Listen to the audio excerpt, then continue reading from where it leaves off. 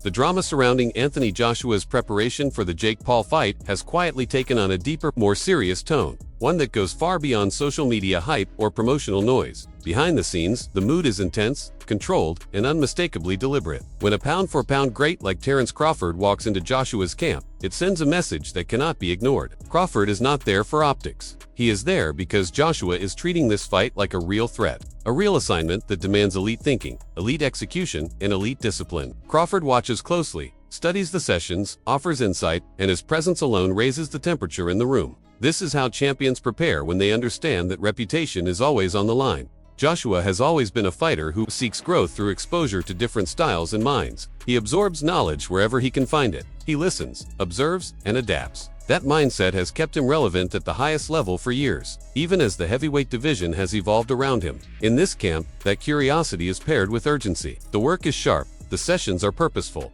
and nothing looks casual. Joshua moves with composure, drilling combinations, tightening defensive reactions, and focusing on small details that separate dominance from uncertainty. There is no room for complacency, not when the entire world is watching to see how a former heavyweight king handles a modern boxing disruptor.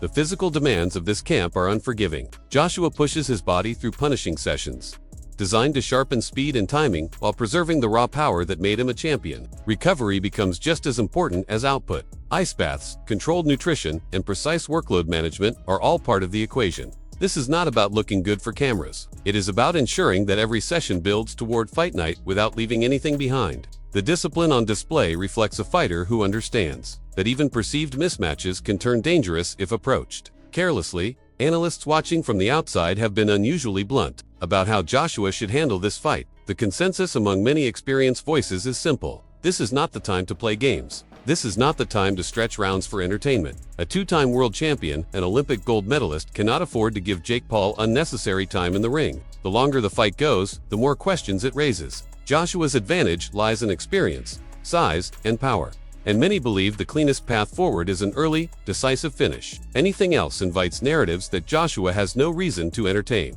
The logic behind that thinking is ruthless but practical. Jake Paul, for all his improvement and dedication, has not faced elite competition at the level Joshua has lived in for more than a decade. If Paul is still standing deep into the fight, the optics shift. Suddenly, the conversation is no longer about Joshua winning, but about why it took so long. That is a dangerous place for a legacy fighter to be. From that perspective, urgency is not arrogance. It is professionalism. At the same time, there is respect for Jake Paul's preparation. He is not walking into this blindly. His camp is stacked with large, aggressive heavyweights who force him to deal with size, pressure, and physicality far beyond what he has previously encountered. Sparring with fighters like Jared Anderson and Lawrence Okolie is not something a novelty boxer does. These are real heavyweights with real intent, and surviving rounds with them requires focus, toughness, and humility. Credit where it is due, Jake Paul is taking this seriously, and that alone makes the fight more volatile than many expected. Joshua's camp, however, reflects a different level of intensity. Sparring with a fast, relentless heavyweight like Jared Anderson forces Joshua to stay alert at all times.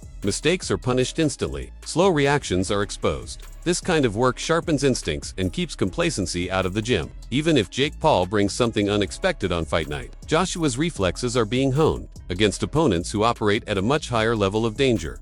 One of the most talked about aspects of this camp has been Joshua's weight, dropping down to around 110 kilograms, raised eyebrows across the boxing world. For much of his career, Joshua operated comfortably in the mid-250s. Cutting that much weight in a short period at this stage of his career is not trivial. It affects strength, recovery, and endurance. Yet, it also signals intent. Joshua wants mobility. He wants speed. He wants to be sharp enough to close distance quickly and end exchanges on his terms. This is not a reckless cut. It is a calculated adjustment, aimed at striking a balance between explosiveness and presence. Still, the risks are real. Joshua is no longer in his 20s. His body has absorbed years of elite-level punishment. Every adjustment carries consequences. That is why this camp feels so tightly controlled. There is no extreme dehydration, no reckless shortcuts. Everything is measured, deliberate, and designed to ensure that Joshua arrives on fight night strong, fast, and composed. Voices like Carl Froch have framed this fight as a business decision more than a legacy one. From that perspective, the logic is clear. Joshua has achieved everything boxing promised him: titles, stadiums, global recognition. Opportunities to add meaningful legacy moments are limited,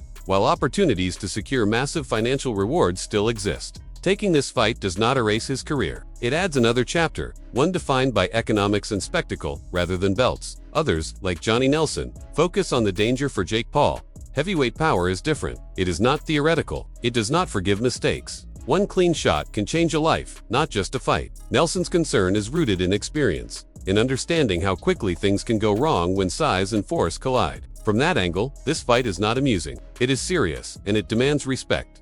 There is also an undercurrent of personal motivation. Joshua has handled this situation with professionalism.